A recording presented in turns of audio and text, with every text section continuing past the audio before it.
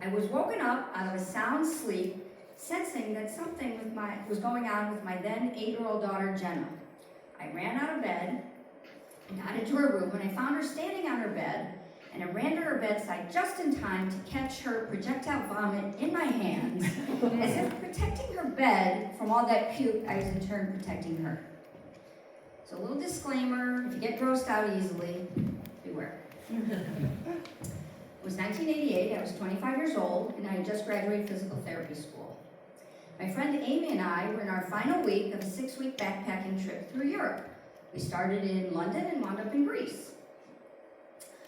I surprisingly loved the planned spontaneity of this trip, as I was a little bit of a control freak, navigating our travels with just a guidebooks and word of mouth, adapting to different languages and money in every country, and meeting people from all over the world who knew everything about America, and I knew nothing about their countries. We were on our 3rd Greek island, Ios, and by this time we had met another woman, Pam. We met her at the previous island. She was traveling with Amy and I. Pam, like Amy, was a teacher, and ironically, she also was from the Chicago area. Ios was like a rock.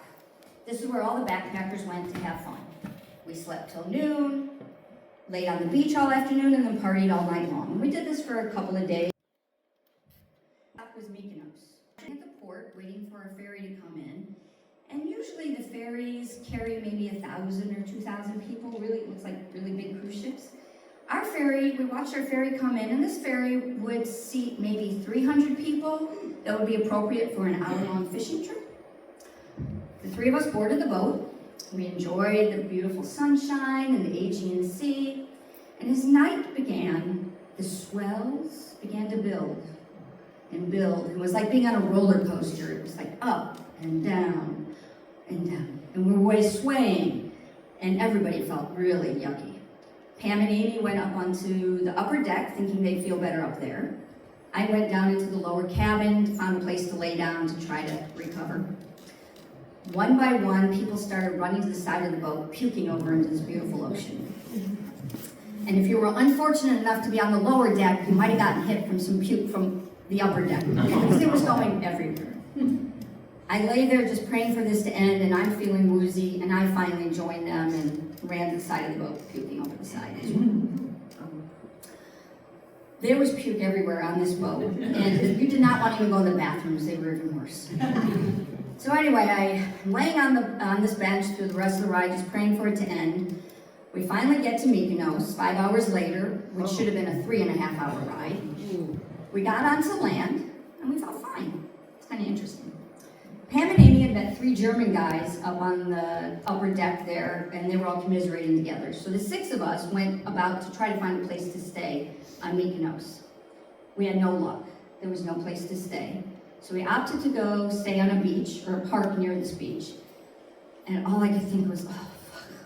We just got off this horrible boat, and now we're gonna sleep on the beach. I don't like camping. I never liked sleepovers. I always preferred a bed over the floor. These 3 German guys looked at me like, she's really annoying. But we did it. I lay there on the beach with a towel as my blanket and my clothes as a pillow. We made it through the night. The next morning, we woke to beautiful sunshine, green, lush island, whitewashed buildings, and blue doors, the quintessential Greek island. We went about to find a place to stay for the next couple days. I apologized to the guys, and they forgave me, and we had fun the next couple days before we were on our way to finish our trip in Athens for 2 days before heading home. I was ready to head home. It was 6 weeks of travel, and I was tired, but I think if I had another week of rest, I could have made it to travel some more. This trip was a trip of a lifetime. I learned how to go with the flow and how to handle really miserable, discomforting situations, such as catching puke in my hands or sleeping on the beach, or professionally when a patient yelled at me calling me really horrible names. I came out stronger in the end with some really good stories to boot.